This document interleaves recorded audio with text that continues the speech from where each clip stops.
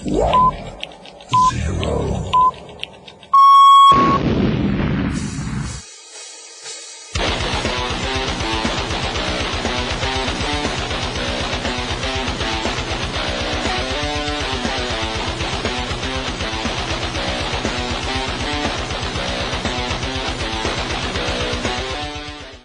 Greetings, fellow barbarians. It is I, Alan Odinson, and this is the Barbarian Lounge podcast. I want to thank you guys for joining me today. Most of you are probably catching this on a new platform today. That's great. Thank you for joining me. I'll give you a little bit of updated info on that. But first off, let's get a few things out of the way. Our website is thebarbarianlounge.com. Go there. Everything's been updated there, so the RSS feed will be current. So you can just go to if you're having trouble finding us now that we've had to switch platforms, you can check out thebarbarianlounge.com, find the RSS feed on the main page, and you can click on it. It'll take you right to the new episodes, and you will be set to go. So it's an easy way to find us there. Also, when you're there on that page, thebarbarianlounge.com, I urge you to check out our donate button. The donate button will give you many options to help support the show. There's a one-time donation you can do there on the by selecting PayPal. But the one that I recommend is for you to check out our Patreon site. That is our members site. You click on that link, it will take you to the members site, which is our Patreon page. When you go there, all you have to do is donate a minimum of $1 per episode. Now, a lot of people will do more than that. And that's great. Those people their money has definitely been used wisely here at the show to purchase several things, one of which helped keep them protected against some of the attacks that we've been going under. But as a member, you get our 4 regular shows early ahead of everyone else. You can download them right there from the site, but you also get access to 4 exclusive broadcasts only available on our members site.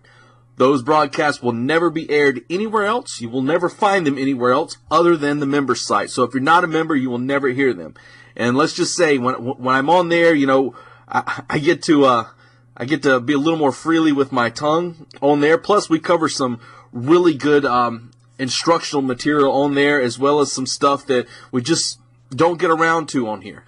Right now, we're going through The Warrior Ethos, a book by Stephen Pressfield. It's a multiple-part series, and been getting some really good feedback on that. So we also are setting up where we're going to start doing some video content that will be available on the site, completely free to our members on there. They will not be charged anything extra.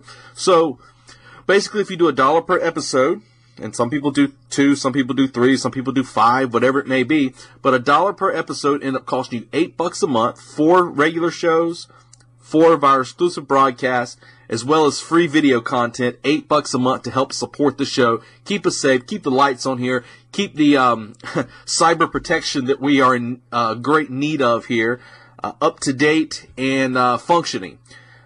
I will say that of what got attacked on us, which I'm getting ready to give that story. What got attacked was the things that we honestly just don't have protection on. Plain and simple. It's our member site is perfectly safe, perfectly backed up. The doors are closed on it, as well as our regular website, thebarbarianlounge.com. It was our host website that was hacked and attacked. There's no way for me to get back into it. It's still up right now, but a cancellation order has been issued on it, so it'll probably be going down within the next few days.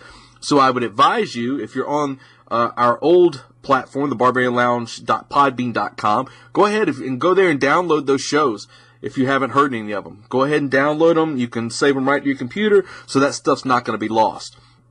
Everything was backed up as far as our shows, and they will be going back up eventually.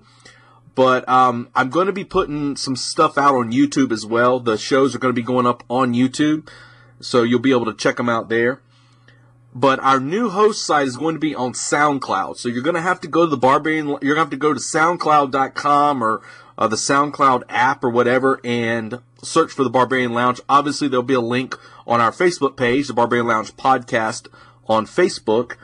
You can go there and find the link to it. Go there, subscribe, give us a like, give us a share. All those good things. They help that our show climb higher in the rankings there. And that's going to be important because while, whomever it may be that issued the attack, I have a few people that are a few people / organizations whom I believe may be behind the attack. And, when I issued my public statement on the Facebook page and the video, I got a lot of emails from people, hey, it wasn't me.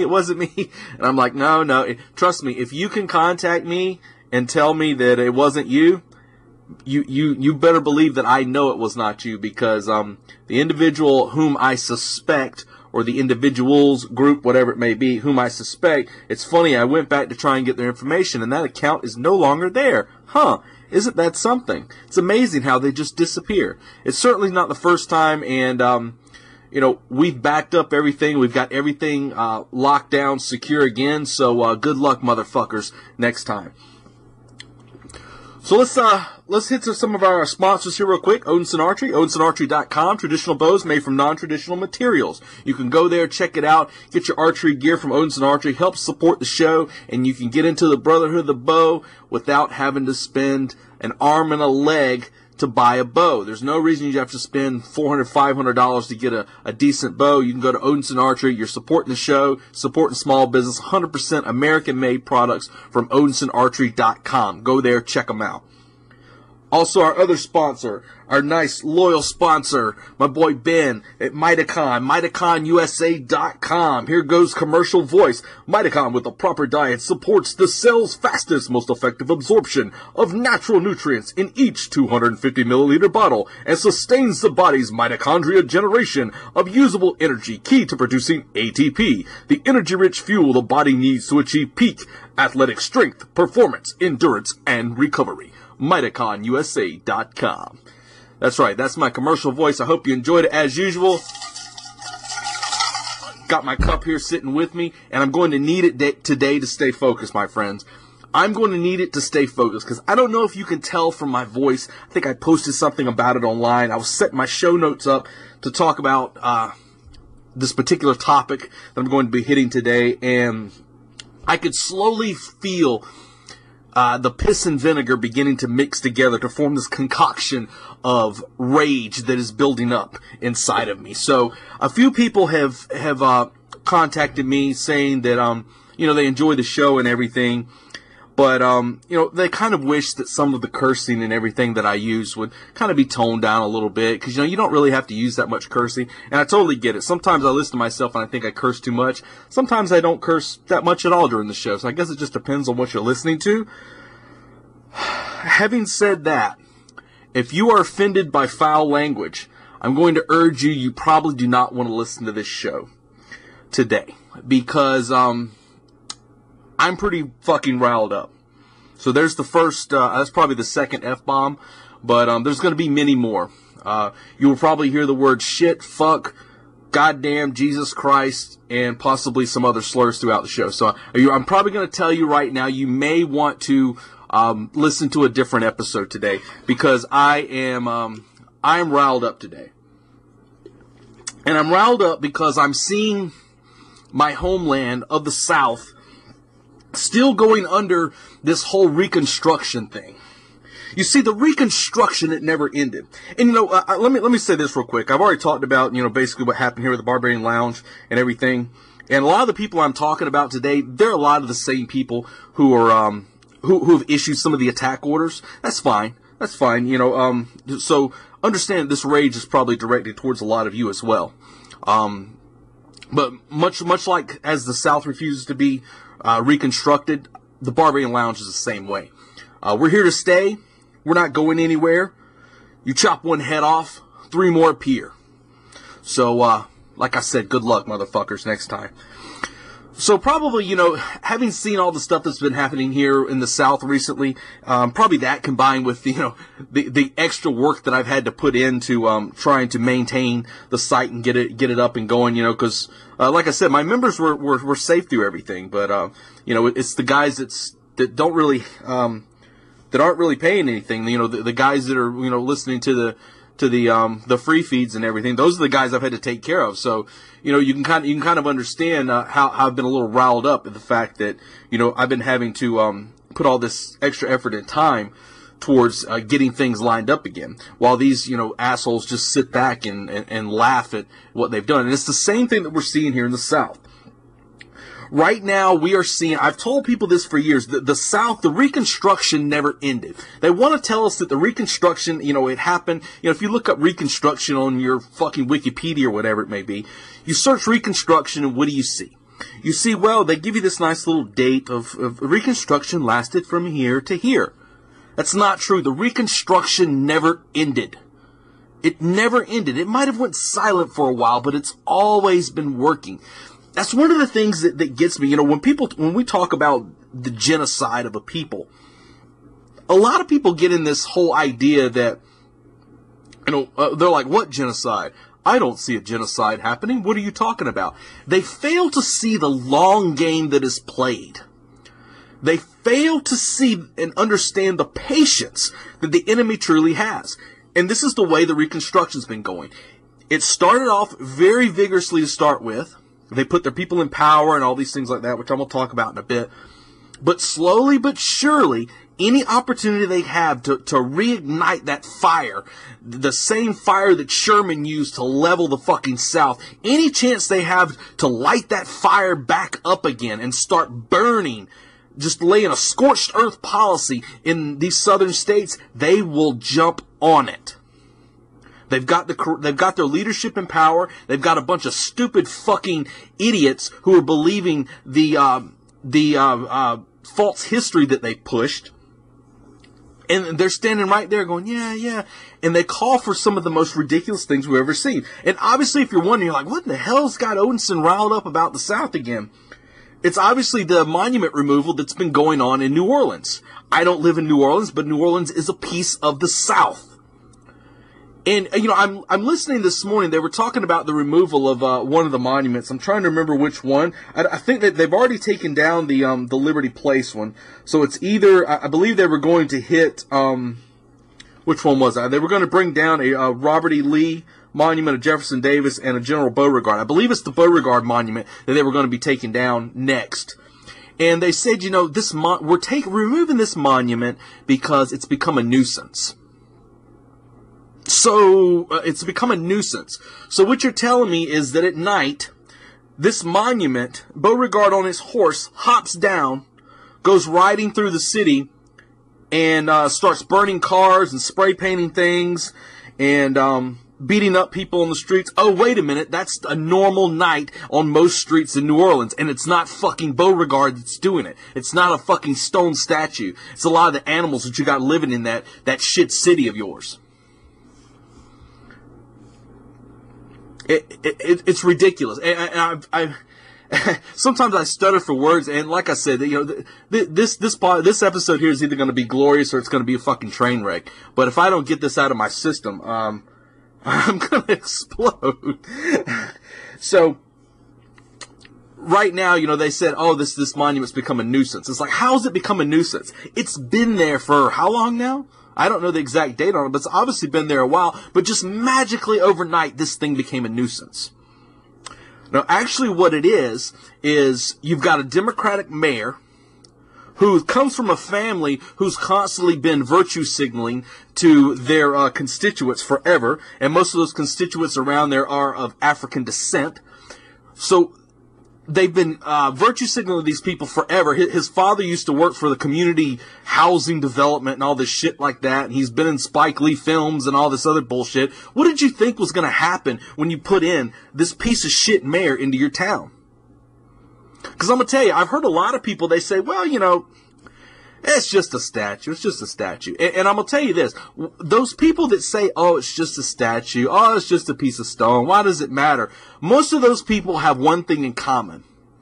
Most of them are not originally from the South. They're not true Southerners. They don't understand exactly what these things mean to the people down here. They have no clue. No clue at all. I mean, I saw it when the thing, when the issue went down with the whole Confederate flag removal here from the State House, that was on a monument. Ironically enough, they tell you that, oh, this horrible monument there and everything. But it's funny, it's sitting right there in the front with a little flag up it and all this stuff like that, and they want to make a big deal out of it. However, if you walk around to the right side of the State House, almost the whole side of the State House has a huge monument to African American achievements in the United States. They've got MLK, they've got Malcolm X. They've got a massive amount of history and everything in this huge monument, places to sit and everything. But you know what? They never showed you that, did they? The only thing they showed you is these horrible, horrible Southerners with their Confederate battle flag posted up on a monument honoring the soldiers that fucking died for this land. That's what they showed you. So with the whole battle of the monument that they've already pulled down is the Battle of Liberty Place monument. And, they did it under cover of night. They snuck in like little thieves wearing fucking bulletproof vests and helmets. Bulletproof vests and helmets. Actually, it's flak jackets, a little bit different. Either way, flak jackets and helmets to come in there like thieves in the night to bring this monument down. What does that tell you? You know what type of people do shit at night? So no one can see them doing it? Those are people who are ashamed. I hope these people were ashamed while they did it. I hope they were. Probably not. They're probably just fucking cowards, just like all these other Antifa little fucking hacks that are out there. The ones that want to attack women. The ones that want to throw bottles with M80s in them. Creating fucking improvised IEDs. Those are the type of people who do shit like this. Fucking cowards. So they say that this whole monument, it's funny, I was reading the whole thing about the monument, because I wanted to learn a little more about it. I'll be honest, the Battle of Liberty Place is not something that I really know a whole lot about. Like I said, South Carolina, that's kind of my thing, it's always been my thing. But according to the mainstream media, the Battle of Liberty Place monument it's basically a white supremacist monument. That's what they said. A white supremacist monument.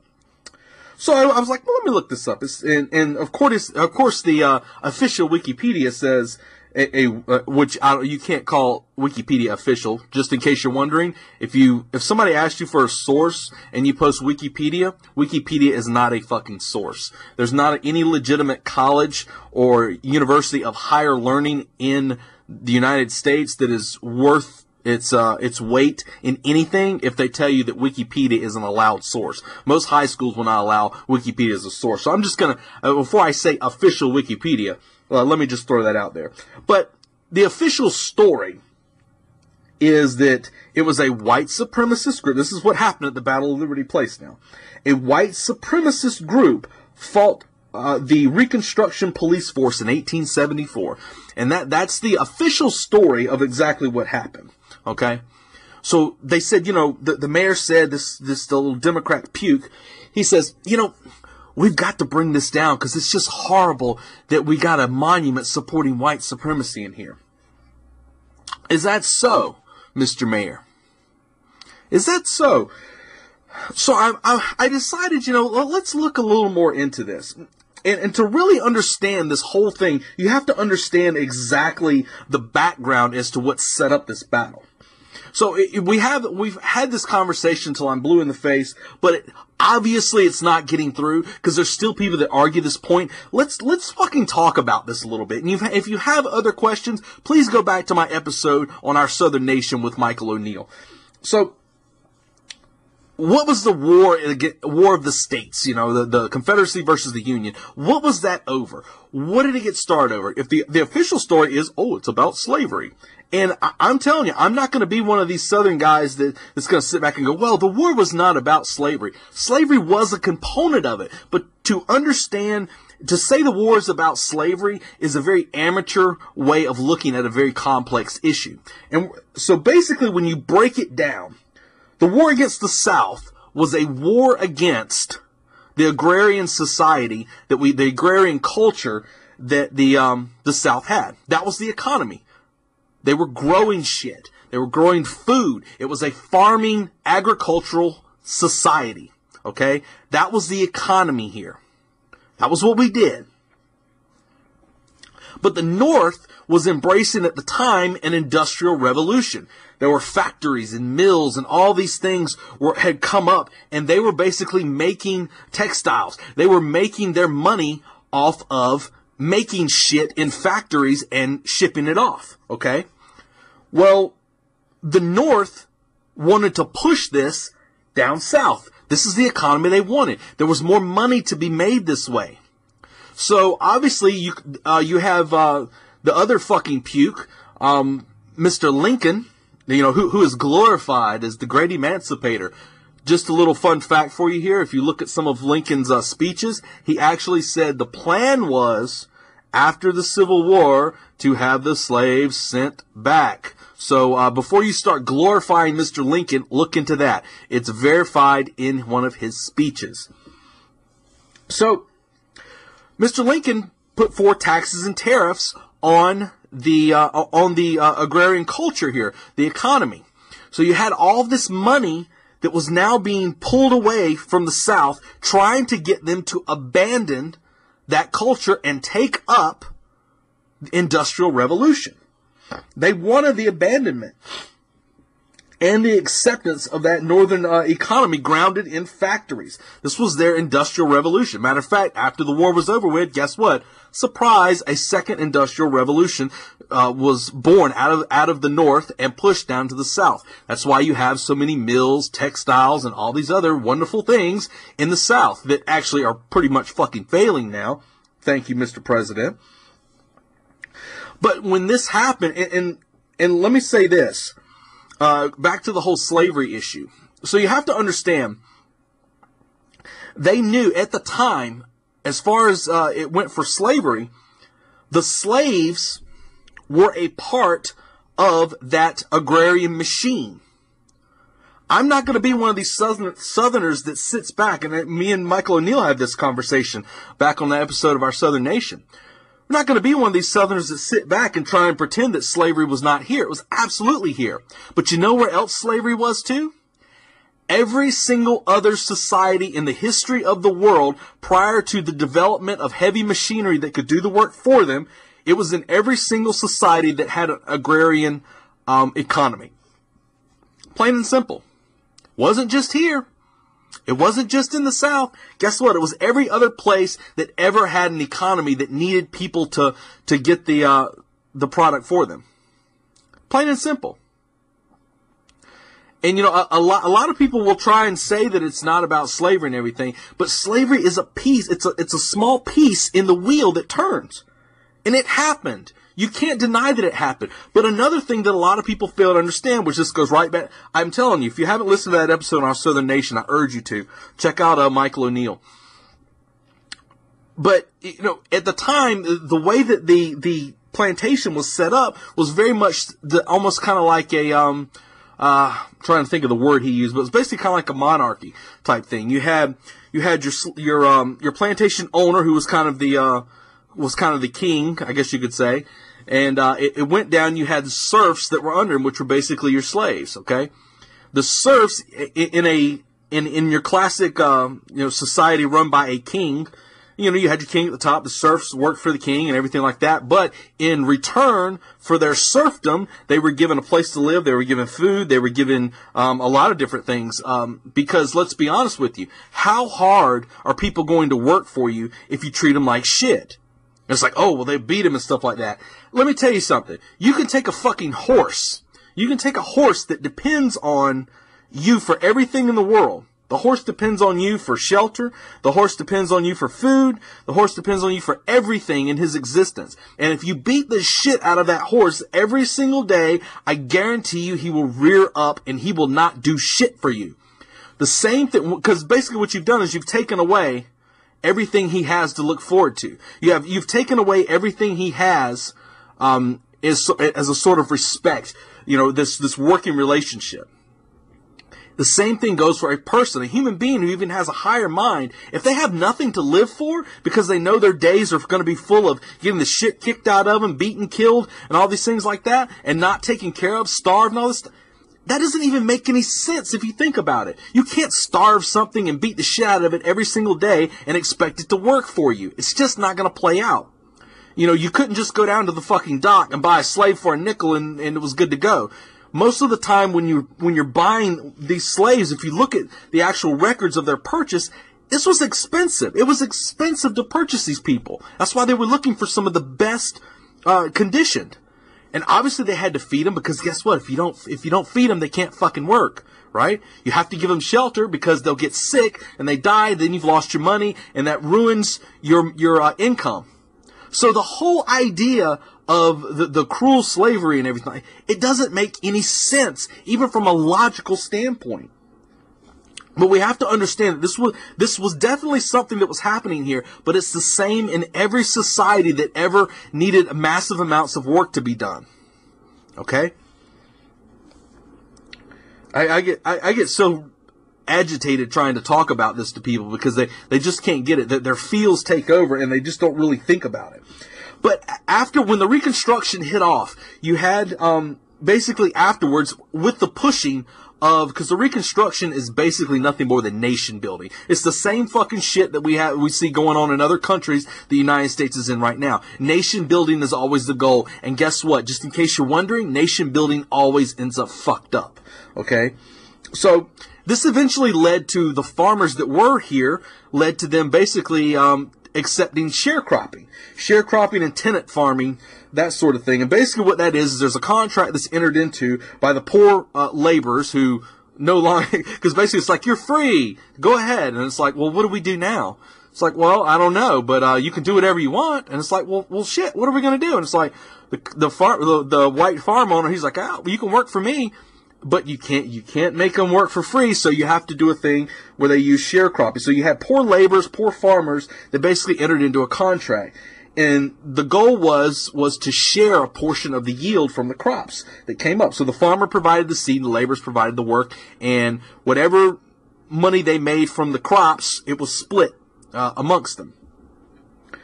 But this led to a problem because there ended up being not enough money after, splitting everything up and trying to pay the debt on the loans that they have for a lot of the equipment that they use, as well as the land.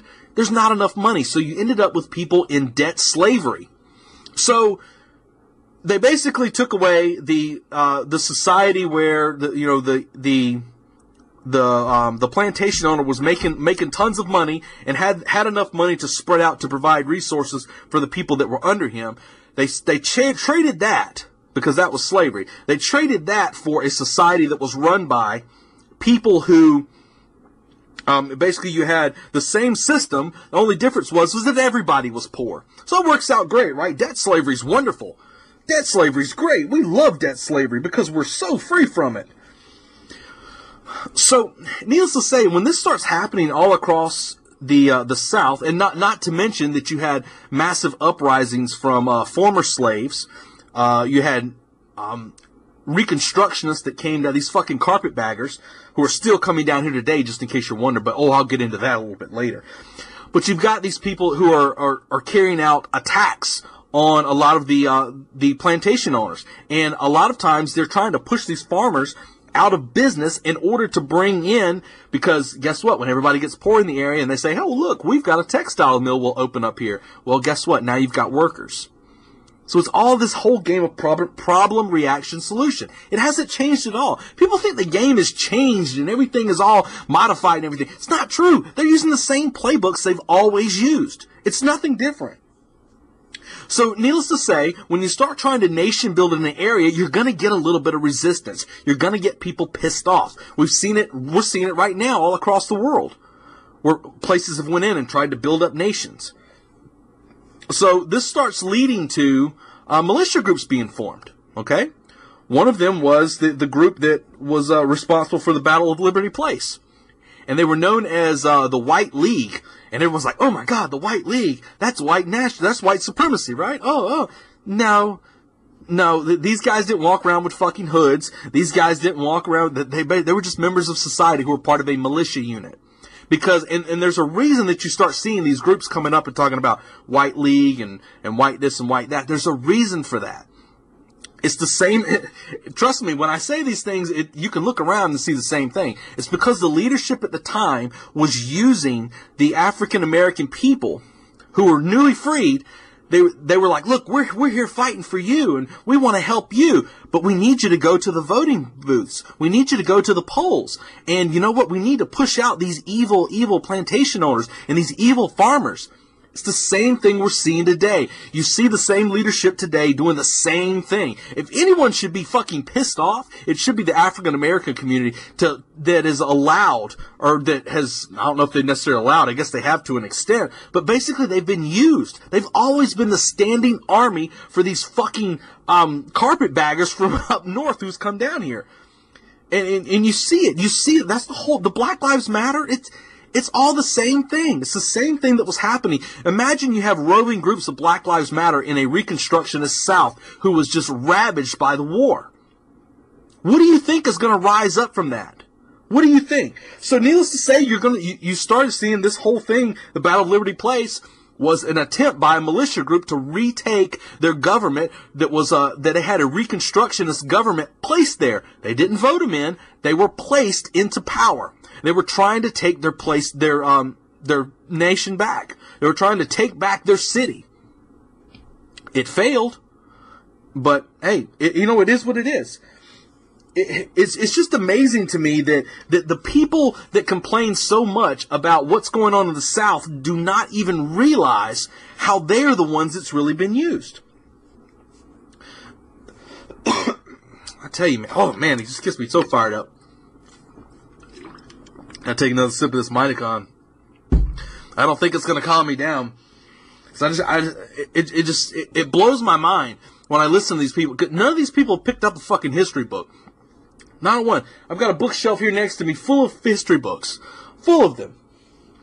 And they're all available. This is all public knowledge, but it's much easier to live a life of victimhood than it is to actually take responsibility. So the other monuments that are being attempted to be pulled down right now, even if you were to say, okay, well, the argument could be made that it was a white nationalist, a white supremacy group. You could, let's say you made that argument. Okay, well, guess what the other monuments they're pulling down in New Orleans are? The Robert E. Lee Memorial, the President Jefferson Davis Memorial, and the General Beauregard Memorial. Those are the ones they're pulling down, the other ones. So is Robert E. Lee a white supremacist? Is he a racist? No, he's one of the fucking greatest men that have ever graced this nation. Him and Stonewall Jackson are two of the greatest minds in military history. They're also two of the greatest men in United States history. Bar none. Bar none. You think these guys were fighting for fucking slavery? No, they were fighting for their people. Matter of fact, Robert E. Lee was given the option of leading the Union Army, and he said, I cannot go against my own people, my own state. I cannot do it, and I will not do it. And he took up arms against this invading army. And if you do not think the North was an invading army, you are sadly mistaken. You are sadly mistaken. Jefferson Davis, president of the southern states. Plain and simple. You know, it's crazy. These are actual generals. These are actual people who should be admired. Whether you are someone who is from the South or not, these are admirable men. Admirable men, especially when you start talking Robert E. Lee. I mean, it's unbelievable. And these monuments are being pulled down all across the South. All across the South. They're changing names of school. They're trying to pull up, well, they got the Jefferson Davis Memorial, got the Robert E. Lee Memorial, who's the guy? Jeez, it's slipping my mind. Nathan Bedford Forrest Memorial that they were pulling up there. It's disgusting. And you know, this is why I tell people that this Reconstruction, it's never ended.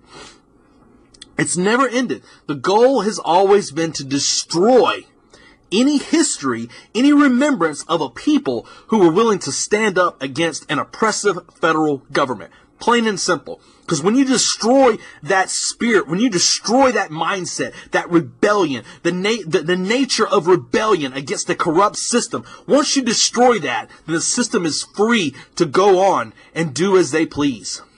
But as long as there's a hint of rebellion that exists, a hint that the people can do something, that the people can build something better, as long as there is just a minute bit of it left, Well, there's always the danger that it may rise again. And that is what they're afraid of. When people say the South will rise again, it doesn't mean that the Confederacy is going to come back. It's the spirit of the South, the spirit of rebellion, the spirit of a people who are willing to stand up against an oppressive system that wants to step on their throats.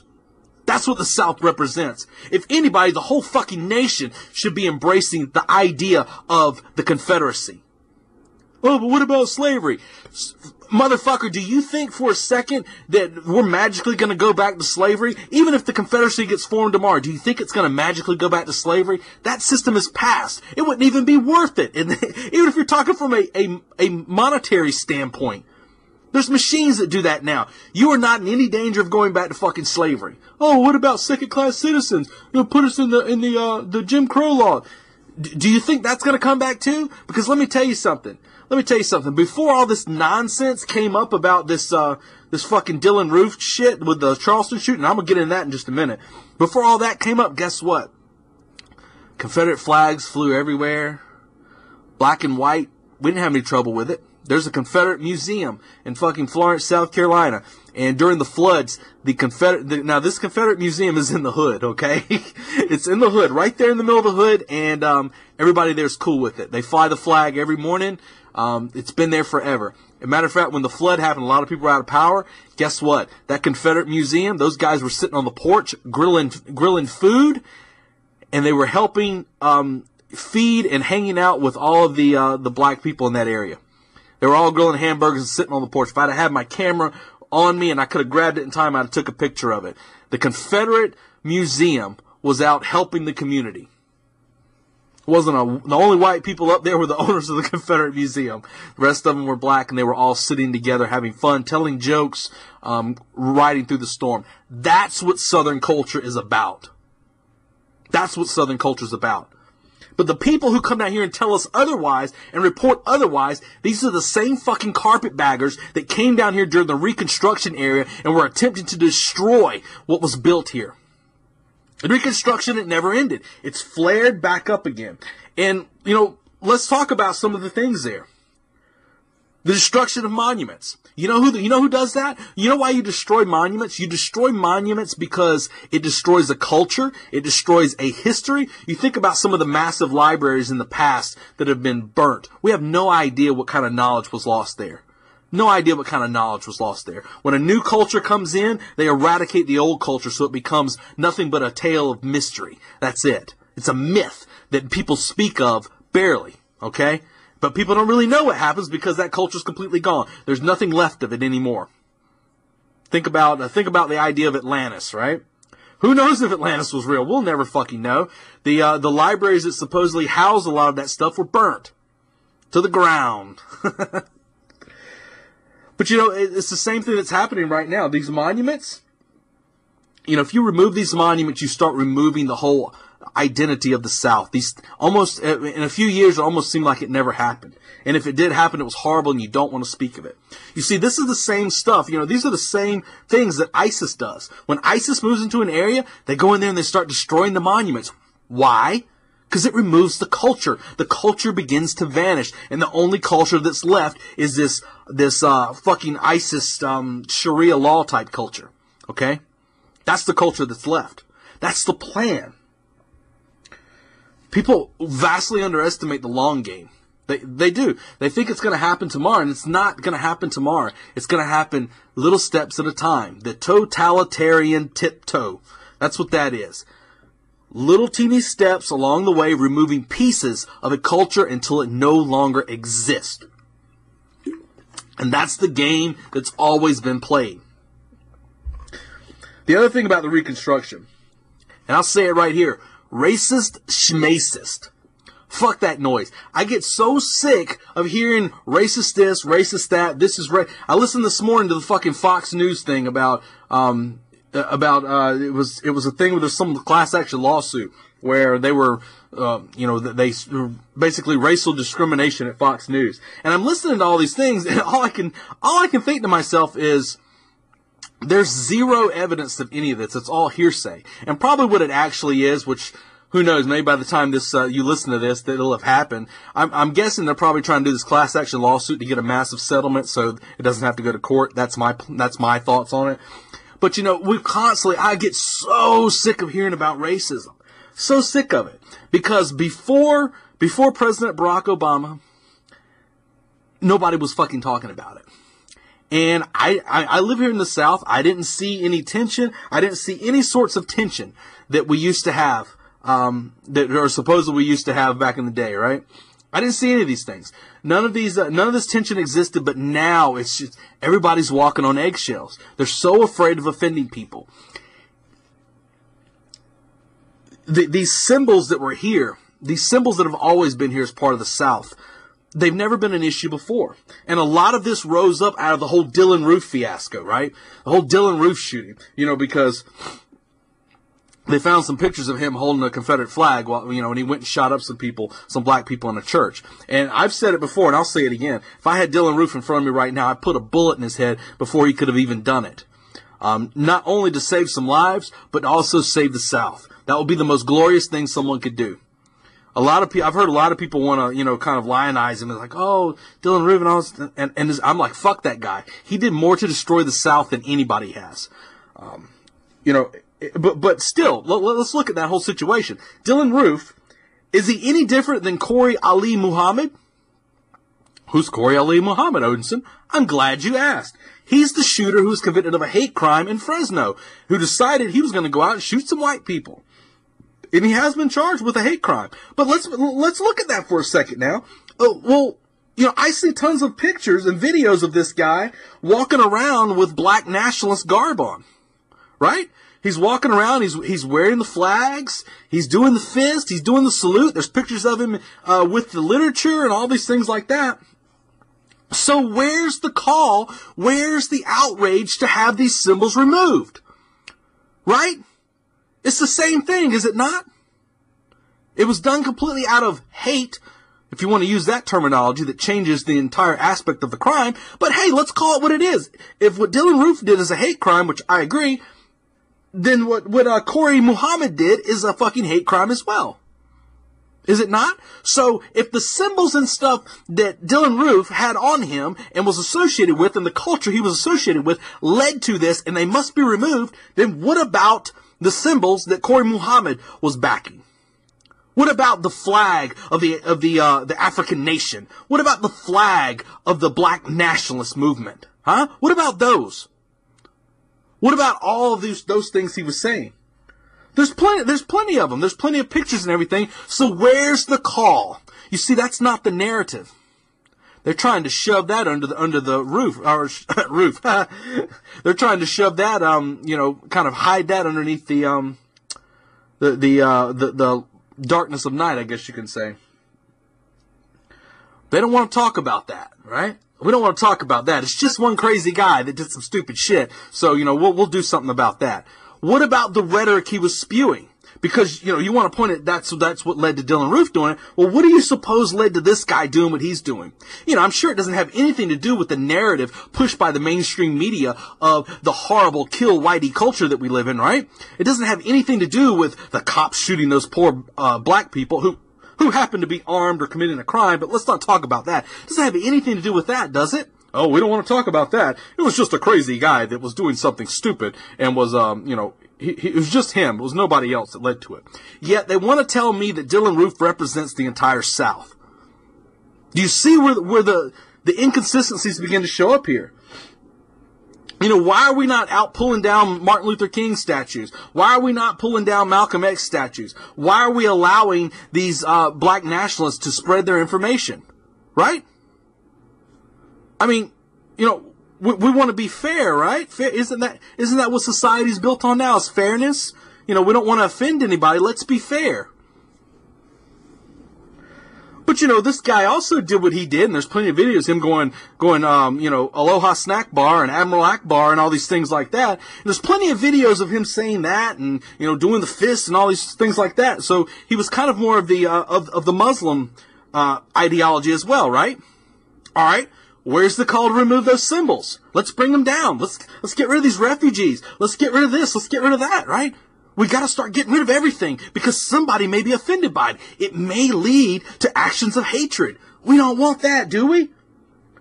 Well, if this guy was associated with Islam, and Islam might have led to his mentality, because he did scream the Aloha snack bar after he shot everybody up, right?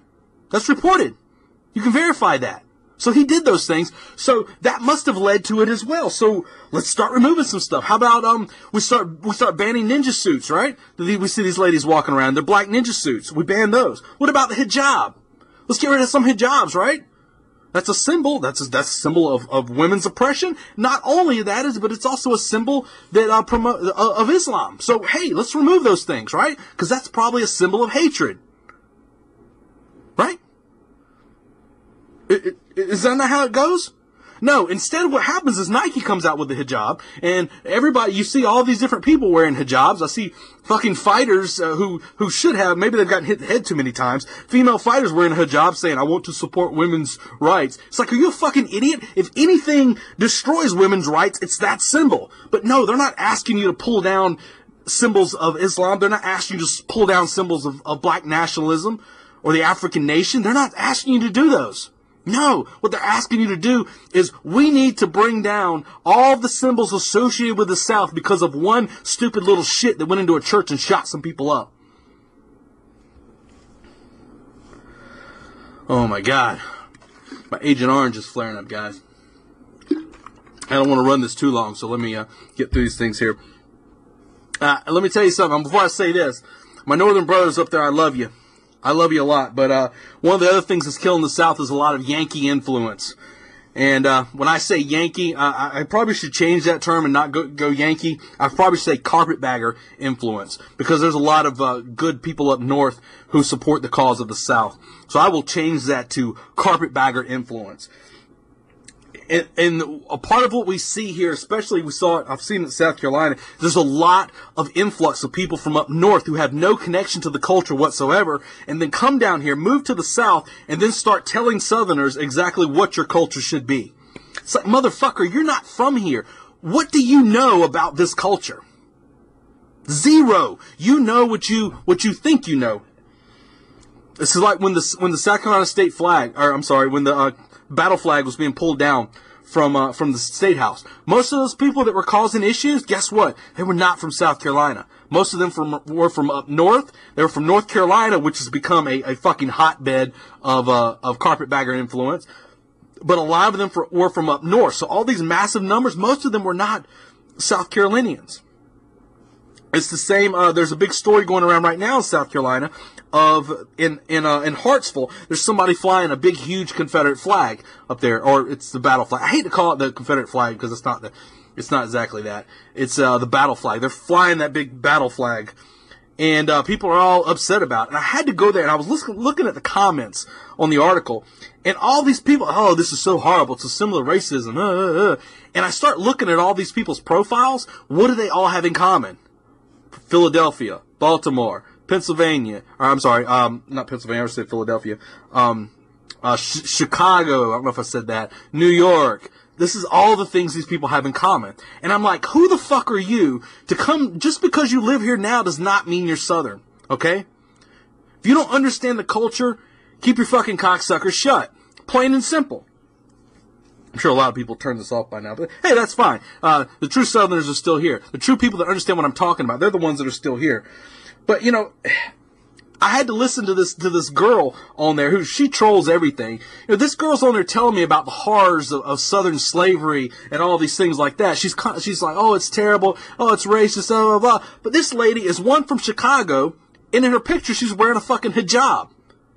You're going to tell me about the horrors of Southern slavery, but you're from Chicago and wearing a fucking hijab.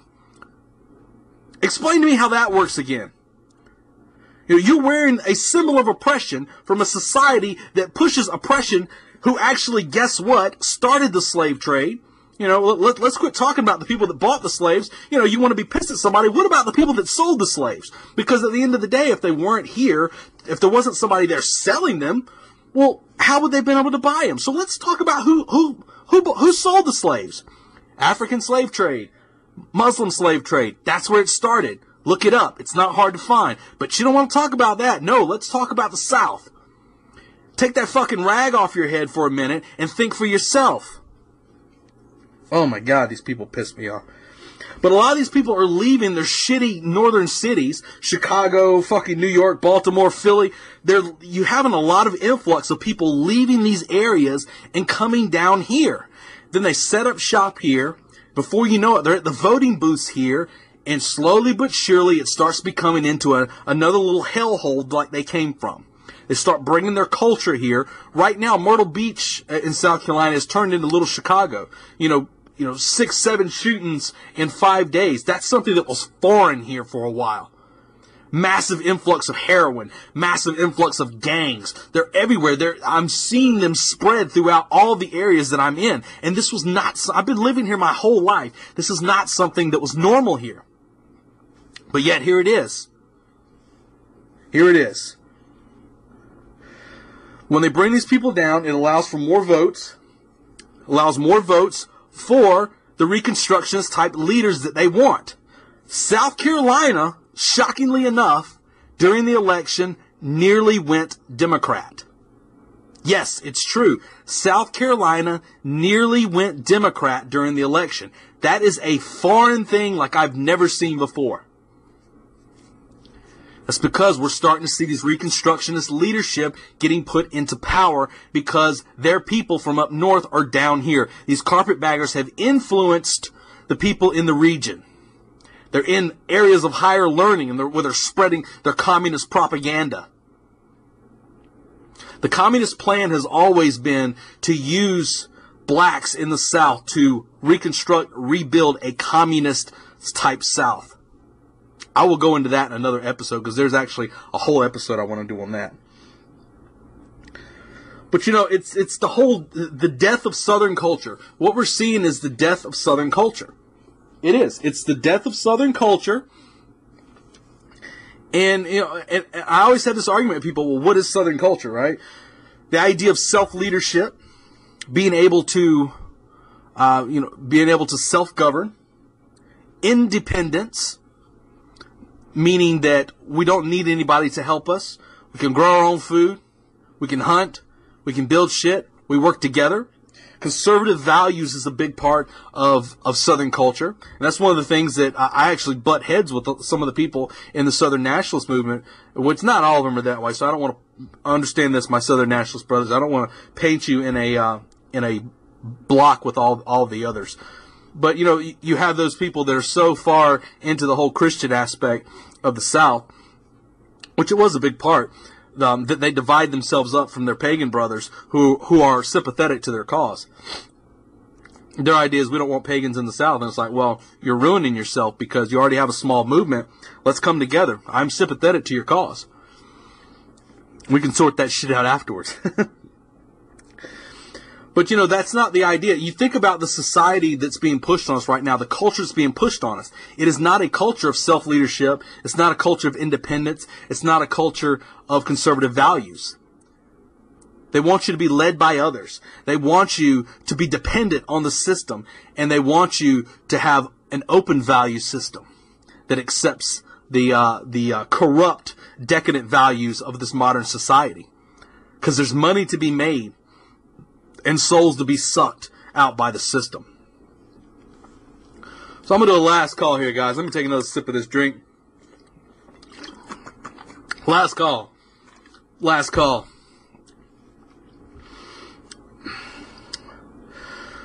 What we have to understand is that this system, if anything, it's proven itself to be patient. They're very patient in what they do. They're willing to play the long game. The Reconstruction is still going on, my friends. They've been playing the long game since the 1870s. It's almost like a death of 1,000 cuts, really. They're not looking to necessarily destroy the culture tomorrow, but it's little steps along the way that begin to destroy the culture. Their idea is that if they can control and reshape history, that slowly but surely they will erase any knowledge that the South ever existed. That this rebellious nature of people, of free people in America who are under attack from an oppressive government could ever stand up. Slowly but surely, generations are forgetting their past. I've talked about my history, my Southern heritage, and the family I had my family was nearly wiped out in this war. And they didn't have any slaves. Well, excuse me, they had one who actually helped take care of the children, and she stayed with my grandmother, my 5 times great grandmother, until she passed away.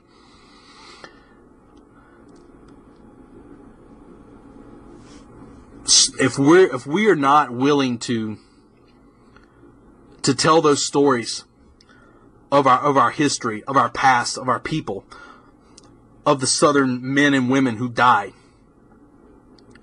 the South will die. It will be reconstructed. As I see it now, the South, for the most part, has been compromised. People talk about rebuilding the South. It's been compromised. And until we understand that it's been compromised, it's going to continue to die. They're going to be working on finishing that reconstruction very soon. And I have to say that it is us, through our lack of a willingness to accept the fact that we still are under reconstruction, it is us who are leading to that. But there's also things we can do. We need to begin to stand against this system, this rising system. And there's things you can do on a huge level, there's things you can do on a small level. But either way, there's things we can do. We can tell the stories of our ancestors. We can tell about our people who have fought and died. We can reenact those stories, tell those tales. We need to wear the symbols proudly. Be unapologetic for the history of the South, because that is the history of our people. Oh, it's a history of slavery. Slavery has evolved in every society that depended on agriculture for its economy.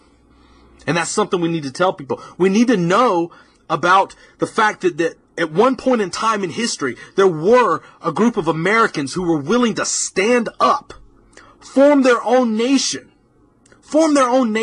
and rebel against an oppressive system.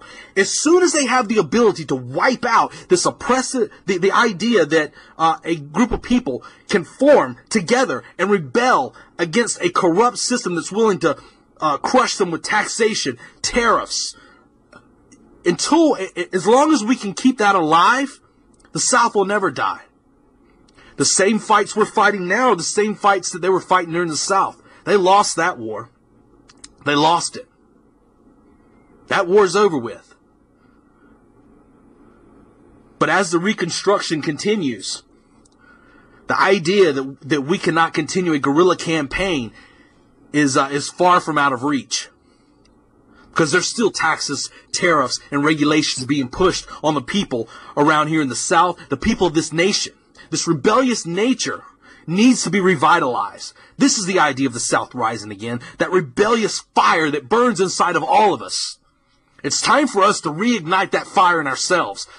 As these carpetbaggers from up north, and as this system attempts to reignite the fire of Reconstruction, reignite Sherman's burning, his scorched earth policy of these lands, as they attempt to reignite that, we need to reignite the fire of the Southern people, the fire of the rebellion that resides in each of us.